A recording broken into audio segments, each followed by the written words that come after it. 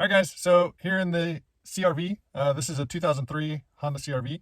In many of my other vehicles, there's a system called Homelink, and basically it's a built-in garage door opener that you can program, and it's just built into the vehicle. Now, unfortunately for the CRV, at least for this generation of CRV, it was not offered with the Homelink option. However, some other models around the same time period were offered with Homelink. And so I'm going to be retrofitting a Homelink system into my CRV. So what I've got here is an overhead console out of a Honda Odyssey. So I picked this up on eBay. They range anywhere from $40 to $80, depending on what you can find. But this should be a direct swap for this one. The Homelink is actually these three buttons. You can program up to three different remotes or three different openers to this. And then it still has the two map lights and the sunglass holder. And then on the back, there's just one single plug. And as far as I know, the wiring is the same. Now this does have 3 pins in here, but I think this only requires just a power and a ground. I'm not sure what that 3rd pin is used for. They may have used this module in other models that had other features.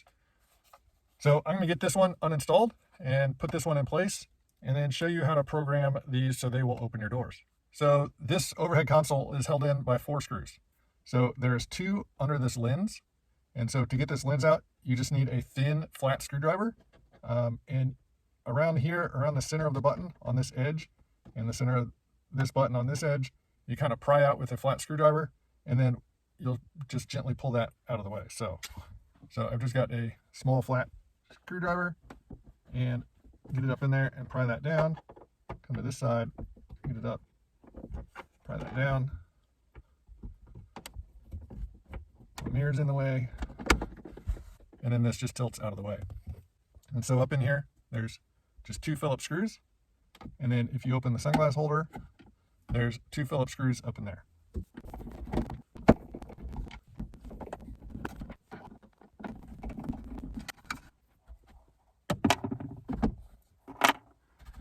So once the 4 screws are out, you will just tilt down the front and then pull it forward, and there's just 2 little clips that kind of clip over the top of the headliner. And then pull it down, and there's just 1 single wire connector. Just squeeze the tab and pull it out. And so to install this one, it's just exactly the reverse. So this connector just has 2 wires, a power and a ground.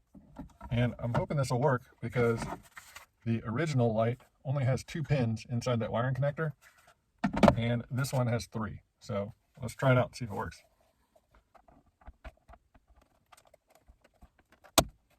So we can see that the map light definitely works, but okay. So pressing a button, you can see this little LED light up. And so I believe this retains the whatever was programmed to it. So if you ever sell your vehicle that has Homelink, you want to make sure to clear all of the codes. But I'm going to get this mounted up in here so I don't have to hold it up, and then we'll go through that.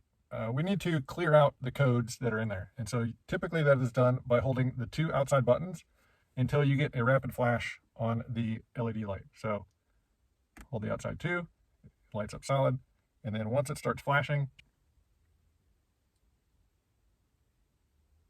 and there we go. So now all of the previously stored codes are cleared. When you program these, you can just overwrite a single button, so you don't have to clear out all of them.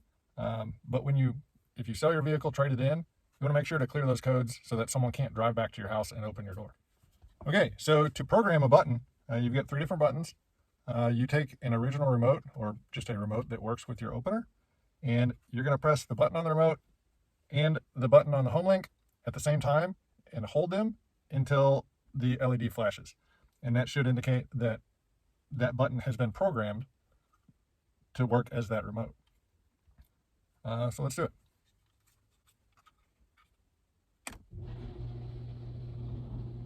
So you can see it's a slow flash. Now it's a fast flash, and then you can release the button. So for a lot of opener systems, that's all you need to do. You just need to pair the button with your remote, and it'll work.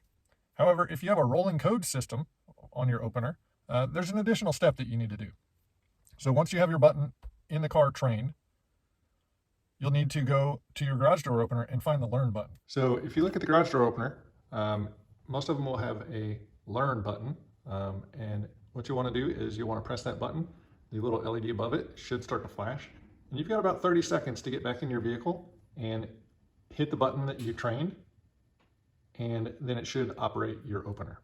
So I'm going to go out, hit that button, get back in here, press the button I paired, and we'll see if it opens the door. And I put my original remote up here so you can see I'm not hitting that.